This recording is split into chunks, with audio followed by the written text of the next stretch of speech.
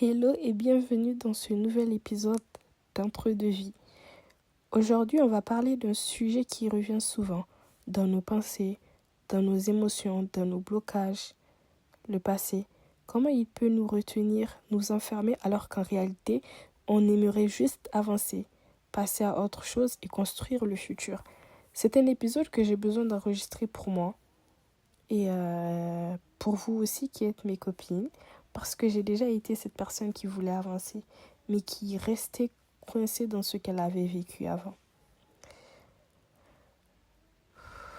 Il y a des moments où extérieurement, tout semble aller bien.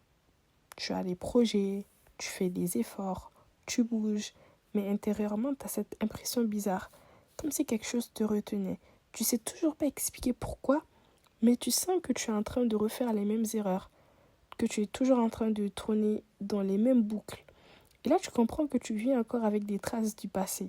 Ça peut être un échec, une personne, une parole, une blessure, un sentiment de ne pas avoir été à la hauteur. Et parfois, c'est pas un gros traumatisme. Parfois, c'est juste une accumulation de petites choses qu'on n'a jamais pris le temps de digérer et ça a fini par te coller à la peau. Personnellement, j'ai longtemps eu cette sensation que j'étais prête à avancer, mais qu'une partie de moi restait bloquée dans un chapitre qui était censé être fini. Et vous savez ce qui m'arrivait à ce moment-là? C'est que tout simplement je procrastinais. Je laissais tomber, je laissais tomber ce que je voulais faire. Et ça m'est arrivé plusieurs fois, hein. Ce podcast, il m'a fallu du courage, un peu de motivation pour le commencer. Mais avant ça, ça doit faire, je pense, 2 ans facile que je voulais me lancer dans les podcasts. Mais là, finalement, j'ai pris mon courage à deux mains, tu vois. En vrai, quand on est bloqué dans le passé, on agit à partir d'anciennes versions de nous, tu vois. Par exemple, comme moi, tu lances un projet, mais tu n'oses pas trop t'exposer parce qu'avant, tu as déjà été critiqué. Et je suis actuellement dans ce cas.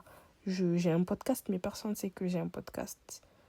Donc, je ne veux pas non plus le partager pour que les gens sachent que c'est moi. Vous voyez, et ça, en vrai, ça vient de la peur de se faire critiquer, hein. Je préfère être invisible aux yeux des autres que de m'exposer et de recevoir des critiques. Alors qu'en vrai, qui ne t'entraîne à rien? Quand on te critique, c'est en ce moment que tu avances. Ou par exemple, tu veux changer de direction dans ta vie, mais tu as une petite voix en toi qui te dit « tu vas encore échouer, comme la dernière fois ». Tu rencontres de nouvelles personnes, mais tu restes fermé sur la défensive parce qu'une ancienne relation t'a abîmé. Et là, tu n'agis pas à partir de qui tu es aujourd'hui. En fait, tu as des mécanismes du passé qui influencent ton présent et qui auront un impact sur ton futur, tu vois. Et ces mécanismes, il faut les mettre en pause. Ou du moins, il faut complètement les arrêter, les supprimer petit à petit, pour diminuer l'impact en fait qu'ils ont dans ton présent. Et pour que tu puisses avancer, pour que tu puisses faire ta vie sans pour autant avoir toujours un œil qui regarde vers le passé. C'est épuisant parce que tu as grandi, tu as évolué, mais tu continues à vivre comme si tu étais encore cette version d'avant. Et le pire, c'est qu'en vrai, on s'en rend même pas compte. On se dit, c'est normal, je me protège, je suis prudente. Mais en réalité, c'est juste que tu n'as pas tourné la page. On pense souvent que pour avancer, il faut juste oublier. Mais en vrai, le cerveau, le cœur, il ne fonctionne pas comme ça. C'est pas un interrupteur que tu éteins et que tu rallumes quand tu veux. Tu vois, c'est pas hop, j'oublie tout et je deviens une nouvelle version de moi. Non. Ce que j'ai compris, c'est qu'il faut accepter ce qu'on a vécu. Même les moments qui font mal, même ceux qu'on aurait préféré ne jamais vivre, il faut le regarder en face, lui dire « Ok, bon, t'as existé, tu fais partie de mon histoire, mais aujourd'hui, je reprends la plume. » Et je te dis ça, mais j'ai mis du temps à le comprendre, hein. Comme je te l'ai expliqué tout à l'heure, j'ai eu besoin de m'effondrer, de me poser les bonnes questions, d'avoir des conversations inconfortables avec moi-même. Parce que tant que tu n'affrontes pas ce qui t'a marqué, ça reste là, ça se glisse dans tes décisions, dans tes doutes, dans ta manière de te voir.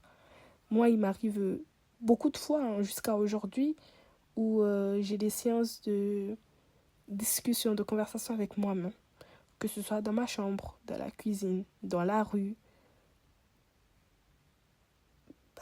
J'ai besoin de m'entendre parler pour faire comprendre à mon cerveau ce que je veux dire. Je ne sais pas si tu comprends ce que j'essaie de te faire comprendre, mais il faut converser avec soi. Il faut comment on va dire? Il faut dire tout haut ce que tu penses tout bas pour que ça se réalise.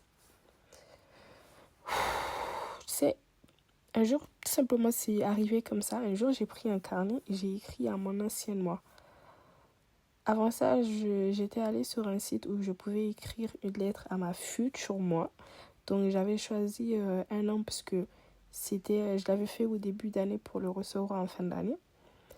Et dans cette lettre, j'écrivais en gros tout ce que j'étais actuellement, tout ce que je faisais, mes activités, mes pensées, ce qui me préoccupe l'esprit, les problèmes que j'avais, etc.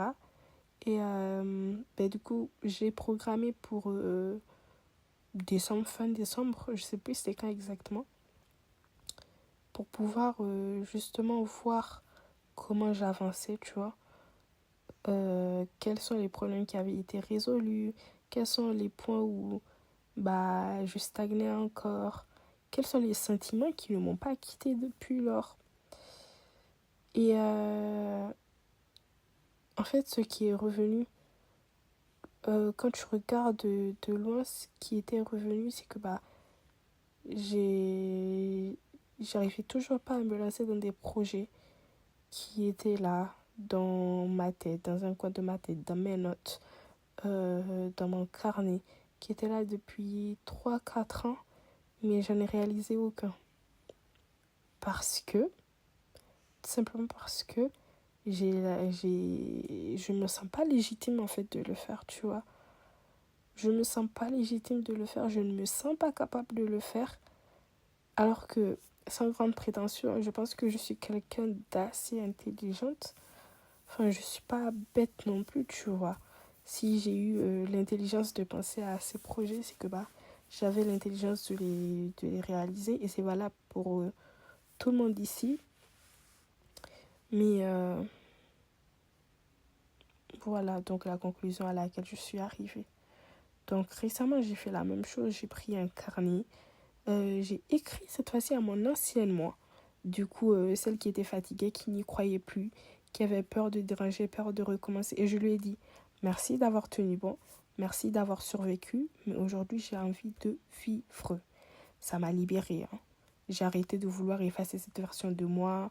Je l'ai reconnue, je l'ai remerciée et je l'ai laissée là où elle devait rester. C'est vrai que jusqu'à aujourd'hui, il y a des moments où elle refait surface. Mais je reprends la main très vite et j'avance. Ensuite, j'ai fait de l'espace. J'ai arrêté de suivre les gens qui me renvoyaient à mon passé ou les gens qui m'avaient fait du tort dans le passé, mais parce que j'avais peur de l'abandon, j'avais peur d'être seule, je les ai toujours gardés en fait dans ma vie. Donc j'ai coupé les ponts. J'ai arrêté de m'excuser. Surtout de m'excuser. Moi, avant, je pouvais m'excuser pour tout et pour n'importe quoi. Franchement, j'ai pas cet ego de m'excuser. Ça veut dire que si tu me dis que ouais, je t'ai fait quelque chose, je t'ai fait du tort, je m'excuse. Si tu me dis, je sais pas, peu importe ce que c'était, je m'excusais. Donc j'ai arrêté de le faire. J'ai arrêté de penser aussi que j'avais besoin de tout régler pour avancer, hein. Parce que on laisse Dieu régler certaines choses. Parce que moi, à mon échelle de petit être humain, franchement, je ne vois pas ce que je pourrais faire sans l'aide de Dieu. Il n'y a pas. Ça n'existe pas en vrai. Parce que la vérité, c'est que personne n'est complètement prêt, hein. Mais tu peux quand même choisir de bouger, de prendre le risque de t'aimer et de construire ta version de demain. Si tu écoutes ce podcast, cet épisode en particulier, c'est peut-être que tu es toi aussi entre deux vies. Tu as quitté une version de toi, mais tu sais pas encore exactement où tu vas. tu sais pas comment aller là où tu veux aller, tu vois. Et c'est ok. C'est pas une faiblesse, c'est une transition. Mais pour vraiment avancer, à un moment, il faut choisir. Est-ce que je continue à me définir par mon passé ou est-ce que je me donne le droit de créer autre chose? Je vais pas te dire que c'est facile, hein, mais c'est possible. Et surtout, tu n'es pas obligé de le faire seul. Donc voilà ce que j'avais envie de te partager aujourd'hui. Je sais que c'était un épisode, on va dire, un peu plus intime que le premier. Le premier, il était là juste pour vraiment poser les bases. Mais parfois, tu sais, c'est de ça qu'on a besoin pour recommencer à avancer. Si tu as envie de parler, partage-le à quelqu'un qui vit peut-être la même chose. Ou j'ai envie de te dire, discute avec ChatGPT. Si tu n'as pas envie de parler avec un vrai être humain, bon, c'est toujours mieux que rien. Et si tu... Et souviens-toi, tu ne peux pas changer ce que tu as vécu. C'est écrit, c'est acté, point. Mais tu peux décider de ce que tu vas construire à partir de maintenant. On se retrouve très vite dans un prochain épisode de Entre deux vies. Merci de m'avoir écouté. Bisous.